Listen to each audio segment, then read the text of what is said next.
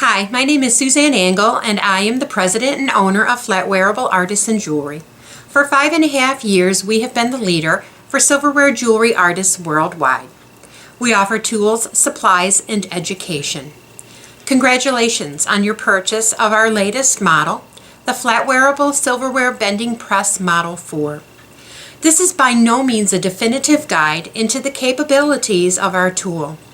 Rather, it is a starting point where you can learn how to use the bending press. From here, you are only limited by your own imagination. We offer additional education on our extensive YouTube channel. We also run a private silverware jewelry artists group on Facebook, and it is available by invitation only. If you would be interested in joining a group of wonderful silverware jewelry artists that span the globe, please feel free to send me a message and I'd be glad to send you the invite. Let's go ahead and get started. When you get your kit, there is going to be the warranty information on the inside. Make sure you read this warranty information over carefully. There are a couple of things that are really important, and one is putting the attachment on, and I'll show you how to put the attachment on. If you do not put the attachment on properly, you run the risk of stripping out the threads where the set screw goes in, and that is not a warranty covered item. So we'll go over that.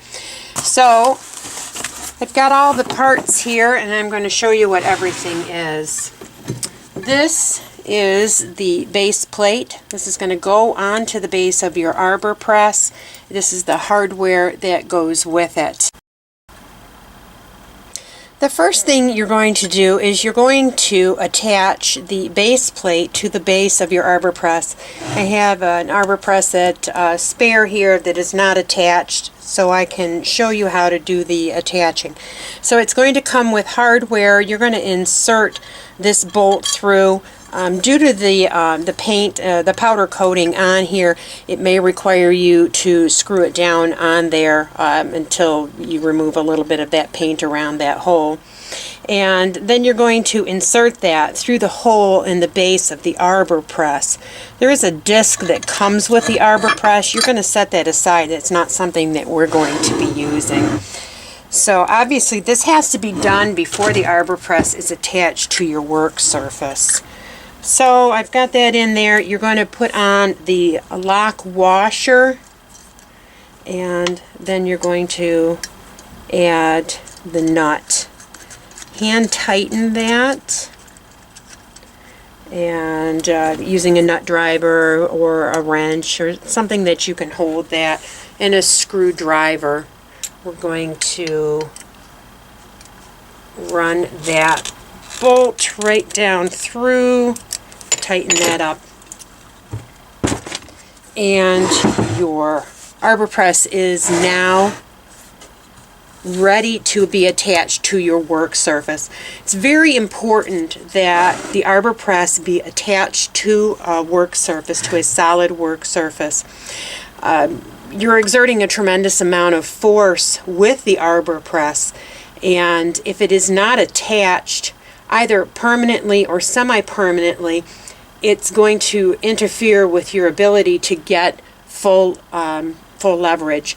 So there are holes in the arbor press that you can put in some lag bolts, drill right down into the surface of your work surface. An alternate is, if you cannot attach it permanently to your work surface, is to get a piece of plywood, another piece of thick board, attach it to that board itself, and then you can C-clamp that board down to a work surface. Okay, so that is very important to make sure you have that attached properly. And what else you're going to get in your kit here? You're going to find a round rubber block. There are going to be 3 different sizes of nylon rollers. There is a matching forming block that works in conjunction with all of these rollers. You're going to get 4 steel pins and a forming block that works in conjunction with those steel pins. This largest steel pin here is also doubling as the holder for the rollers. So it's going to go on like that. Some people like to put the cotter pin in after they've put the roller on. That way they know that the roller won't slide off. I don't usually bother because I change my rollers out so frequently as I'm working. I don't usually bother putting the cotter pin on, but you do have that cotter pin and it is available for that purpose. So this is the attachment. This is really the key to our system and how it works so efficiently. And what we have here is the sleeve that fits onto the ram of the arbor. The pins go through there, and I'll show you how to do the bending. All of this comes on this really nice custom made wood tray. There are additional slots available in here for our flattening tool, our spoon flattening tool. These are not included with your kit, but these are additional purchases that you may make if you would like to. Spoon flattening tool, there is a slot for that. We also have a metal stamping tool if you want to stamp letters and things onto silverware, and there are slots in there available for that as well. So let's go ahead and we'll put these parts onto the arbor press and show you how to work the arbor press. The arbor press, let me give you a basic overview of the arbor press parts. You have the handle. It comes with a shorter handle, and if you want to check out our YouTube channel, I do have a video on how to put on a longer handle to your arbor press. I find a longer handle really essential because it gives you more leverage. It gives you the ability to take a 1-ton press and turn it into a 2-ton press just by adding a longer handle. And you're just going to remove the old one, put the new longer handle on. You can do them yourself with a breaker bar. We have them available for sale too if you want to add one in. Then you have, this is the arbor ram. This handle comes out, and you can move the handle in a number of different positions to make it really optimal for your work. Some people like the handle higher, some people like the handle lower. You do have the ability to change that. So we're going to put the attachment on. Now, this is where I want to really emphasize the importance of attaching the attachment to the ram properly. If you do not attach it properly, like I said earlier, you do run the risk of damaging the threads where this set screw is. So you want to be able to raise up the ram. I'm going to just move this handle so I can get that ram up fully. Okay, you want to raise that up. You want to put a pin in it to start with, and you want to set that up onto the ram. Open that set screw up. You want the ram to touch the pin. You want to fully engage the ram to the pin. All right? Then you're going to tighten the set screw. You're going to use a little wrench that's included and tighten the set screw. You don't want it so tight down there that you can't pull the pin out. If you've got it where you can't pull the pin out, you just want to, loosen it up just a millimeter or so you do have the ability to take the pin out. The little flap on the side, you're going to twirl that around until it touches the side of the pin. That's what keeps the pin in there and keeps it from falling back out again during bending. So if you do not have the ram inserted fully, when you exert a tremendous amount of force with the arbor press and the ram is not down fully, what it does is it will give a little bit of, it'll cockeye the attachment a little bit, which in turn puts pressure on the screw. It puts a weird angle and a pressure on the screw, which can damage the threads. If you do damage the threads, that is not a warranty covered item. My suggestion is to take the attachment to a metal shop, and you can have them drill and tap a new hole on the opposite side over there. So be sure, very, very critical, that you get that ram inserted fully until it touches that pin down there in the bottom. Okay, so let's start here. This is the largest pin. This is the one that holds the rollers and little flap. And this is how you insert the rollers. Like I said, some people like to use the cotter pin to hold that roller in place. I choose usually not to bother doing that. So now that we have the arbor press set up for bending, I'm going to go ahead and show you how we can do different bends with the different attachments. I'm going to show you how to do two basic rings. One is going to be a round ring, the other is going to be a spiral ring. Before I get into that, I would like to discuss the steel pins that come with your kit. These are made of hardened steel, but steel does rust, so you want to take care of these properly. They may have a little bit of rust on them from the packaging. What you can do is just take a little bit of steel wool and clean those off. You can also use a piece of sandpaper. If they do get rust on them at any point in the future, it's very easy to clean those off. You want to put a thin coating of oil on them and then store them properly. Okay, so to make a ring, we're going to start with a basic round ring. I'm going to choose this piece of silverware here. There is a ring sizing chart that is available on the Bender Press Owners page. You can print that out. I always keep a copy of it close by my workbench. But generally speaking, you can make most of your rings approximately 2 3/4 inches long, or your ring shank. And then you can vary from there. So a 2 3/4 inch ring shank is going to allow you to make a ring anywhere that ranges in size from maybe a 6.5 to an 8.5.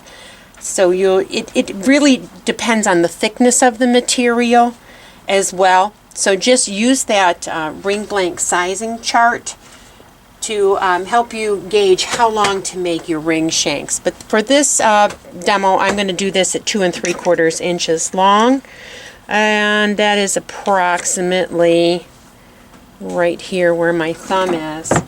I use an 18-inch bolt cutter. I find this the quickest, easiest, most efficient way to cut silverware.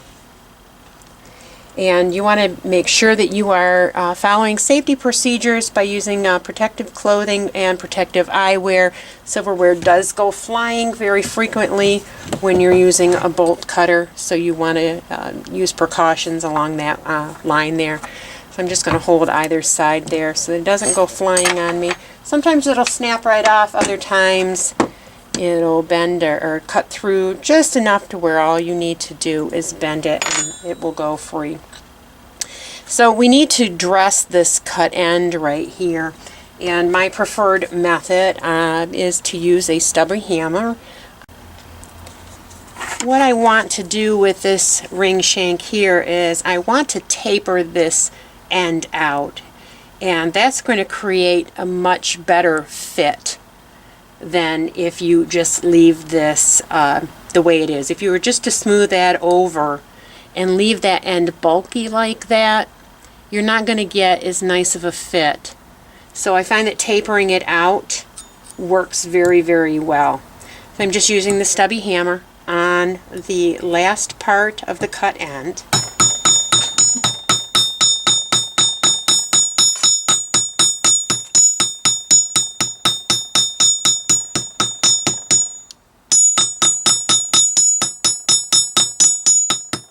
You can do it on both sides.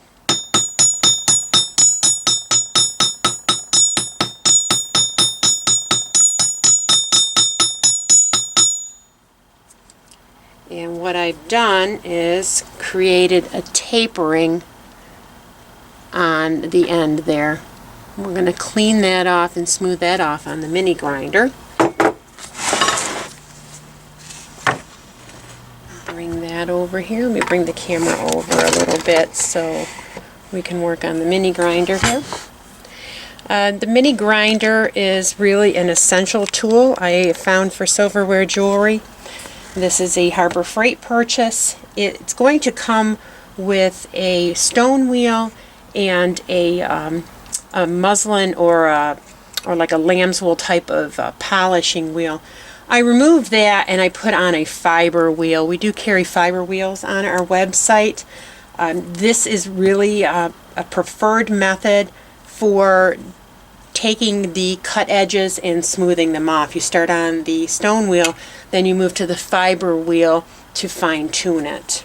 So I've created this taper here, and I don't want to take that taper off. All I want to do is just smooth that edge.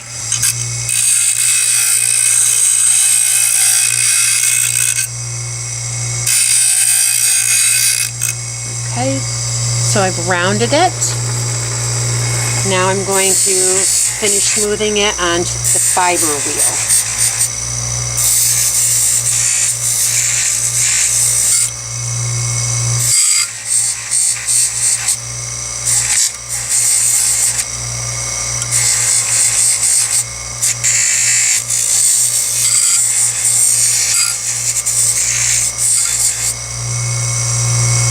Okay, just want to feel with your finger and make sure you don't have anything sharp left.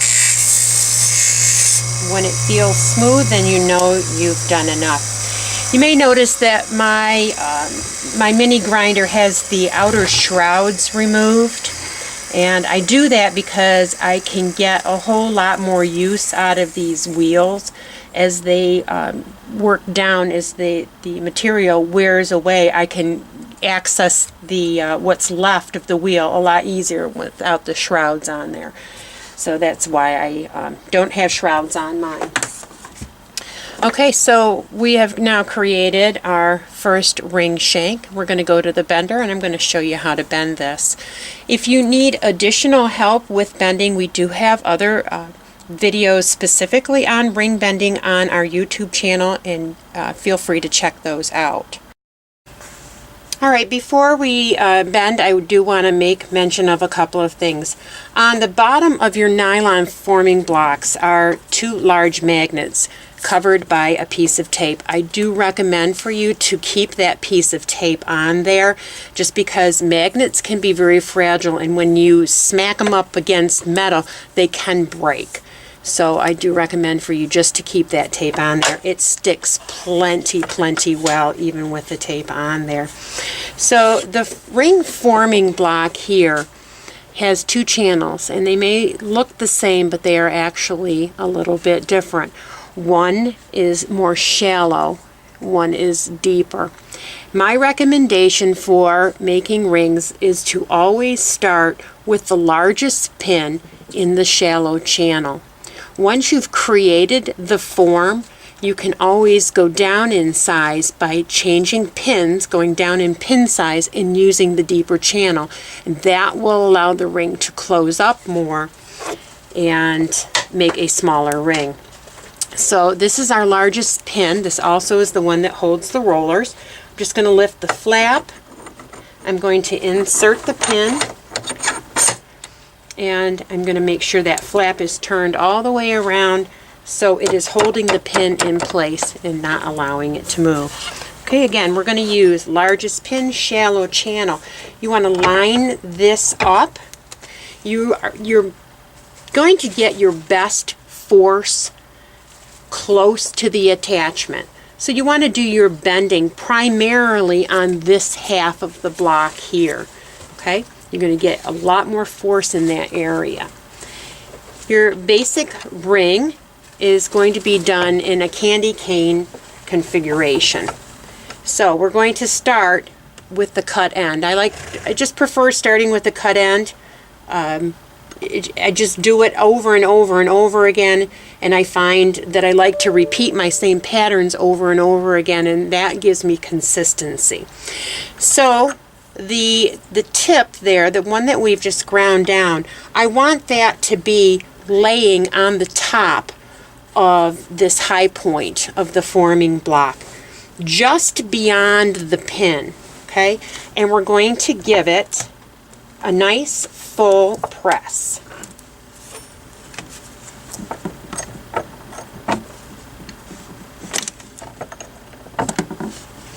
And we're going to push it forward, and we're going to press each time as we're pushing.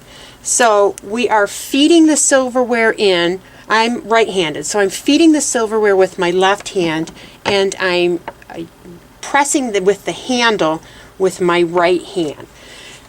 When you're first learning, you're going to find that it's going to slip a lot, and people blame the material for that.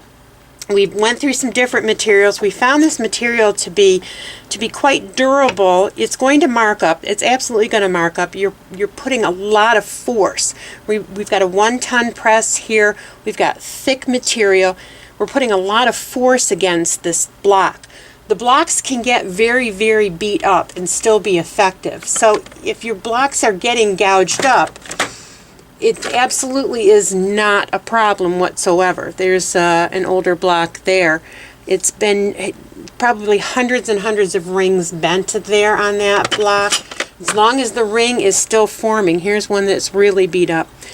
As long as the ring is still forming, the block is still good to use. It's one of the bracelet blocks. So don't be concerned that you're getting gouges and marks into the block itself. It is not a problem. Okay, so we have a candy cane shape on one end. Now we're going to go to the decorative and the opposite end. Again, we want a little bit of the tip of the ring shank to be laying up on the top ledge of the ring forming block, and we're going to give it a nice full press. And we're going to tip it upwards so we get the tip done. Now we're going to go back. Now this is probably where you're going to feel like you're getting a lot of slipping. Slipping is something that's going to happen, and it gets better the more you practice. So if you get really, really frustrated with slipping, just remember it gets better with practice. The best suggestion that I can have for you with slipping is when you get to the point where it's slipping and you can't get that bend made, push it past the point where you want the bend to be, give it a little bit of a press, go back to where you want the bend to be, and press again. So you want to get, it's what I call the sweet spot. You want to get to the point where you can create a little bit of a bend, then go back to where you want the bend to be to complete that bend. Okay? So what we're trying to do here is create this C shape. Okay? Once you've got the C shape, our next objective is to start bending towards the center so the cut end slips underneath the decorative end. So we're going to go right to the center now, and we're going to give it a little bit of a press. Then we're going to rock it a little bit this way and a little bit this way. Once that end has reached to where it's underneath the decorative end, once the cut end is underneath the decorative end, give it a full press. Your best rings are going to be made with small presses in small increments. If you try and go too fast, if you try and bend too quickly, you're going to get flat spots. And especially in heavier silverware, flat spots are very, very difficult to get out. Your best bet is to not create flat spots at all. Okay? Start out with silverware that is thinner and lighter until you get the hang of it. I never recommend learning on stainless steel, even though stainless steel is cheaper and it is more readily available, it is not something that I recommend for people to learn on because it is steel. It is harder material to bend. It's not that the bender can't perform the task. You are at a disadvantage because you're just learning. When you're just learning, you need to go in smaller steps. And going to the most difficult to bend material to start with really leaves you at a disadvantage. So find some silver-plated. That's going to be your best bet to learn on. Find silver-plated silverware. Find the thinner stuff.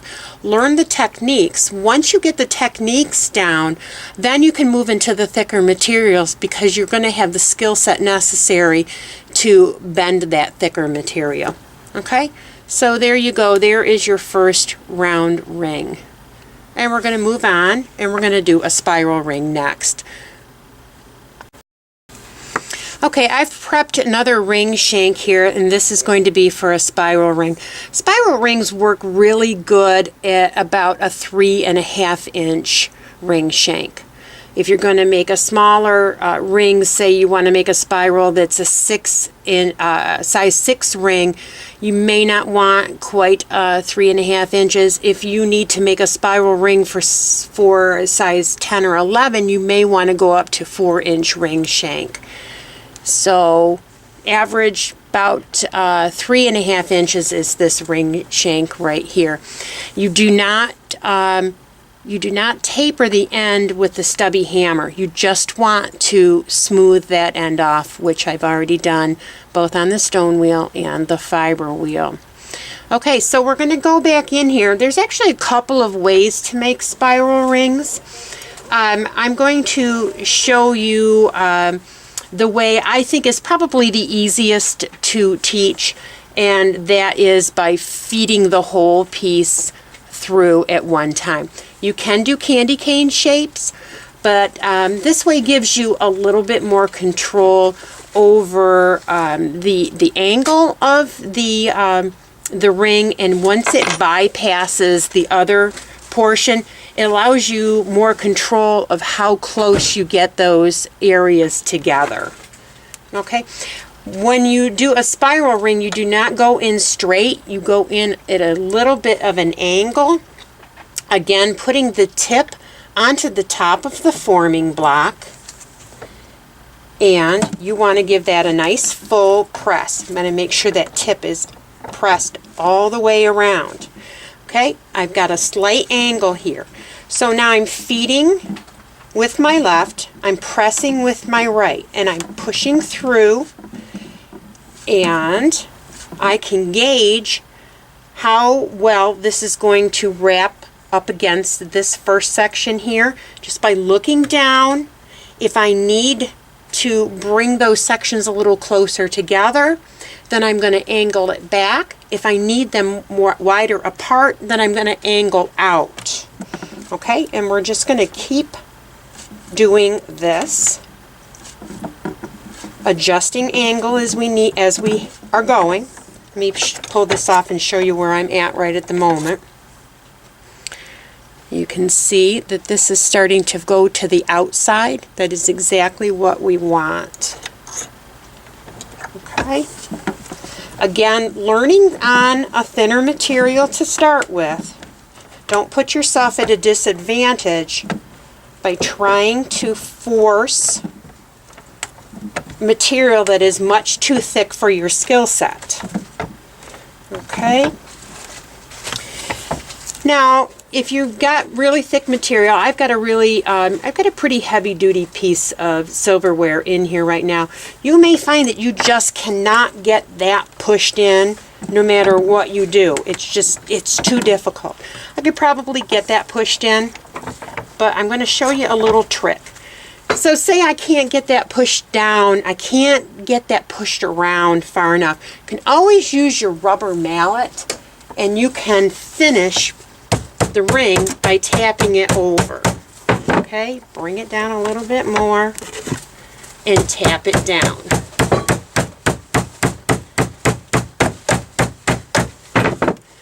Then you can just finish up on the bender.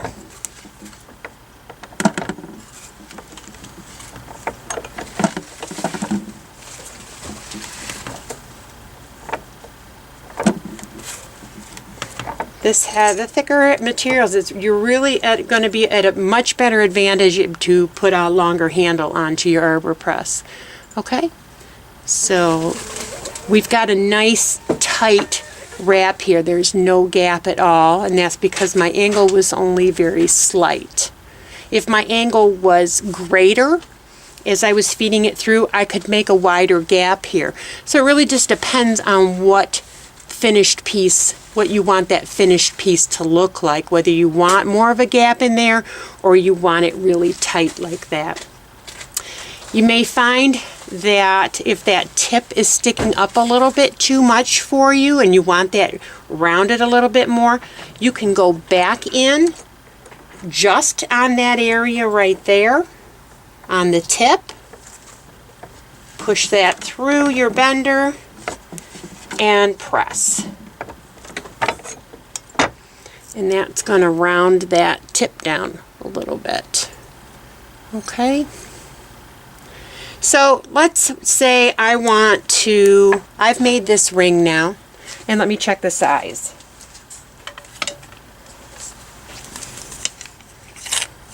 I've made this first round ring, and it's an 8.5. Okay, let's say we've got a customer who wants that at an 8. Well, how do I size that down? Sizing down is very easy. Change out your pin. Let's go to the next one down, the next one smaller. Remember, I said the best thing to do is to start large and go down to small. So I'm going to swap this around now. Smaller pin, deeper channel creates smaller ring. So I'm going to put this back on here, and I'm going to give it a squeeze. And I'm going to make sure it's still round. You want to look and check. Take it off, check it, bend it again. Take it off, check it, bend it again. Okay, let's check the size. Now we have a size 8. So that's how you're going to size down. You're going to move down in pin size and go into the deeper channel. It's going to allow the ring to fold up tighter. Okay? Same thing with spiral rings. Spiral rings are a little harder to size down just because you're working with a lot more material. And let's check our current size. Our current size on here is an 8. People often ask, how do I know what size this ring is? Because it's so wide and it's so varied. I mean, is it a 7 or is it an 8.5? Where the ring settles in the middle, bring it down as far as you can. Where it settles in the middle of the ring is the size of the ring. So currently this is an 8. So let's size this down a little bit. And we're going to give that a squeeze. Turn it around. And what we're doing is we're shrinking that up a little bit more now.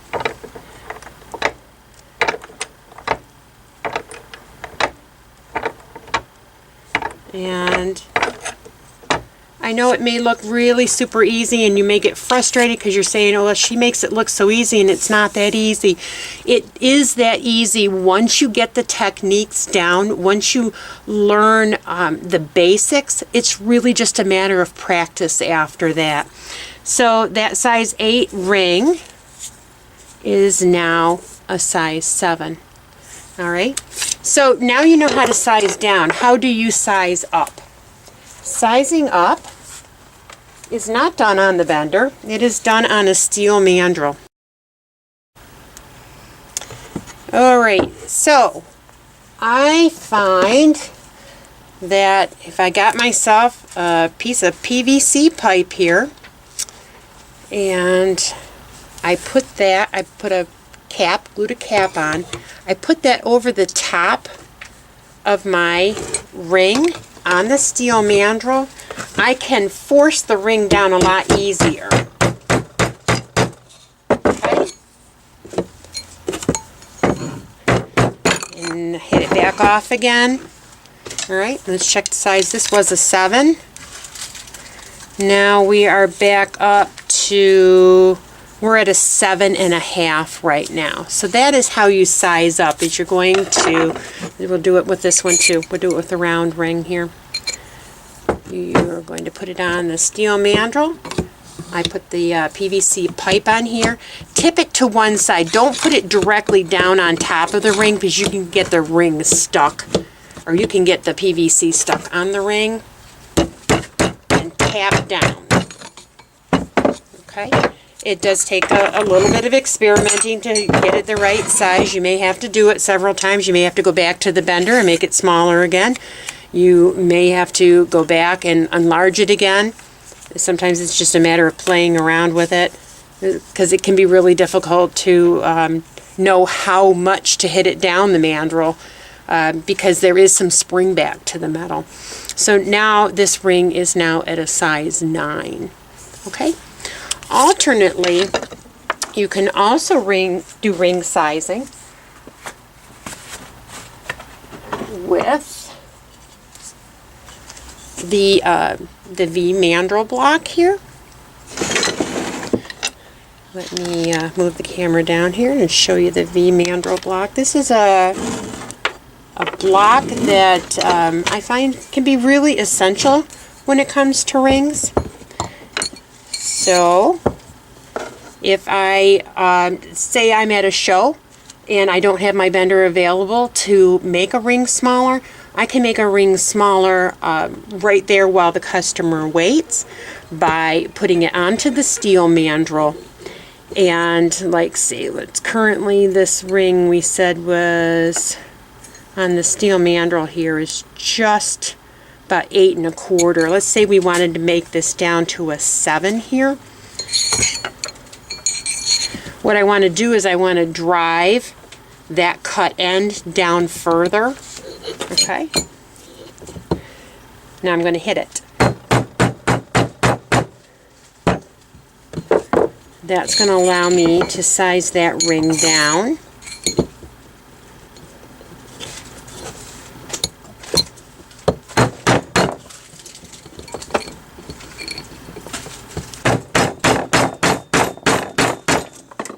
This is a really heavy piece, so it's going to take a lot of hitting it to size it down, but that's how you're going to size it down if you don't have your bender available. Okay, so to recap, we've made a regular traditional round ring and a regular traditional spiral ring. Okay, let's move on to bracelets. Okay, on the Bender Press Owners page, you're going to find a video on bracelet construction from start to finish. You do want to review the material there, but I am going to show you how to make some of the larger curves. And what I'm using here is a handle from an iced teaspoon. So it's actually a very long piece. We'll measure that real quick. This is about 5.5 inches long, so it's going to make a pretty small cuff bracelet. But we're going to go ahead and I'm going to show you how to do a cuff bracelet. So you're going to swap out, we've been making rings, so we're going to swap out now. We're going to use our bracelet forming materials. So again, with the same thing with bracelets as with rings, we're going to use the larger of the rollers to start with. We're going to put the roller on, matching forming block to go with that. And we're also going to create that candy cane shape for a cuff bracelet. So you're just going to put the one end in, and you're going to bend it around.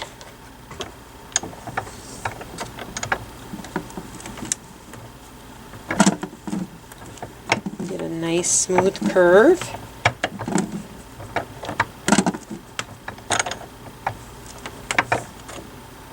Alright, and we're going to bend the other end. Actually should move. I need to move my handle a little bit so I have a little bit better leverage. I'm just going to move my handle a bit. There, that'll give me a little bit better leverage. Remember, you can move your handle around to give you the best access. So like I said earlier, some people like the handle higher, some people like it lower. Experiment till you find what works best for you. Okay. So we've created that C shape there. I want to turn this end down just a little bit more to create more of an oval shape. So what I'm wanting to do is to go down to a smaller roller. Then I'm going to put that back in there. And I'm going to give it another press. I can actually push that around with my fingers some too.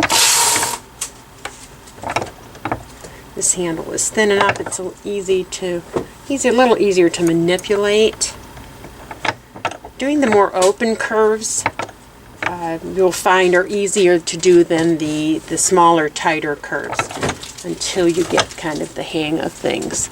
Alright, so now we have made a cuff bracelet using the, starting out with a larger roller and moving down to the medium size roller. Okay, so let's move on to learning how to do a gentle curve. Sometimes you want to make something that only has a slight bit of curve to it, and you're going to find that using the roller and forming block set is going to give you too strong of a curve. So for example, we want to make a choker necklace, and it only has just a very soft, gentle curve. This is going to be too much for that. What works very well, we have these round rubber blocks. The one is included in your kit. It has the strength of 95 durometer urethane, and it is just a much more economical way to obtain the same material. So I'm going to create just a gentle curve. So I'm going to start with the largest roller and the round rubber black, and all I'm going to do is just feed it through and give it small presses. Again, you want to do your presses and feeding it through in small increments. If you try and go too fast and just shove it right through, you're going to find that you're going to get kinks, and kinks can be very, very difficult to remove. So your best bet is to not create them at all. Okay? Just little increments. These are probably maybe little half-inch, little quarter-inch increments. You'll find that the harder you press, the stronger the curve. The more gentle you press, the more open your curve is going to be. Okay? You can see that created just a really nice, soft, gentle curve. And I'm going to go and approach it from the other side now. Again, small increments, small presses. So a choker necklace would consist of 2 matching pieces of silverware joined in the front, probably with a jump ring. Different ways of making jewelry. Okay, this would be too strong of a curve for a choker necklace.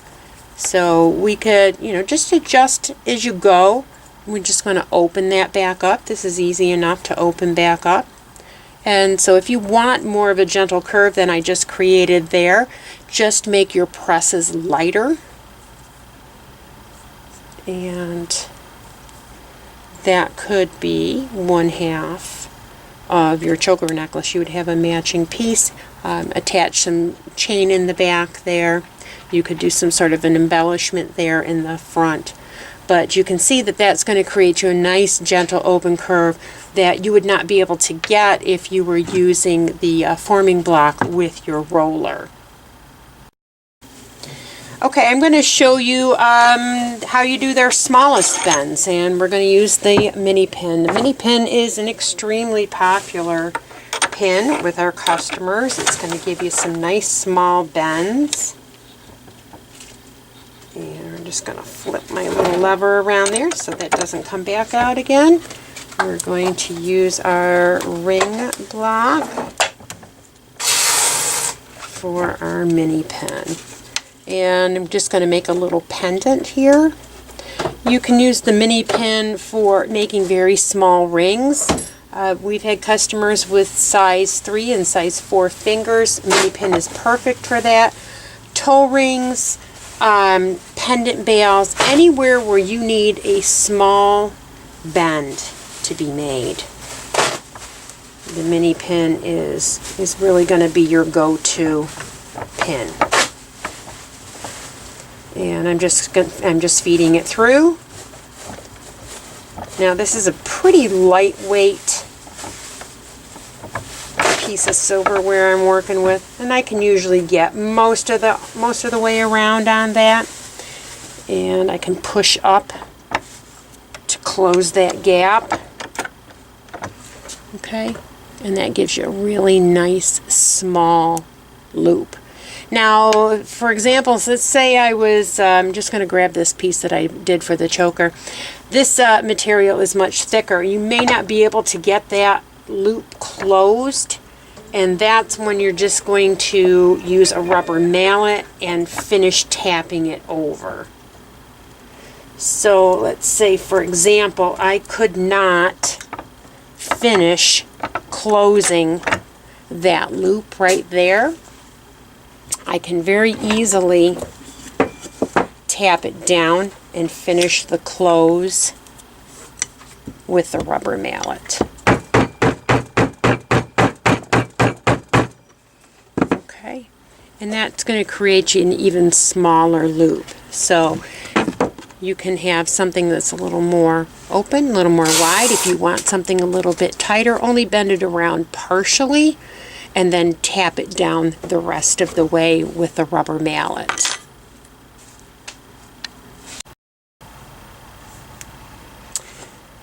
I want to show you an optional accessory for the bender press, and that is a square mandrel pin. It's a pretty specific pin, was really developed out of the desire of some of our customers to create a sharper bend. And this is a silverware heart. It is made by using a 4-inch piece of a handle. I have marked the center 2 inches in there, and I'll show you exactly how to make that. You're going to start just basically like you're going to make a ring. We're going to do a candy cane shape on either end of this 4-inch piece. Flip that around, and another candy cane shaping on the opposite end. Okay, and it's going to look like that. And we're going to swap this out for the square pin. And I want that in there in, it's going to be like in a diamond shape right now because I want that edge to be facing down. And I'm going to place that edge right on the Sharpie marker that I've just put on there, and I'm going to give that a squeeze and bring both of those ends together.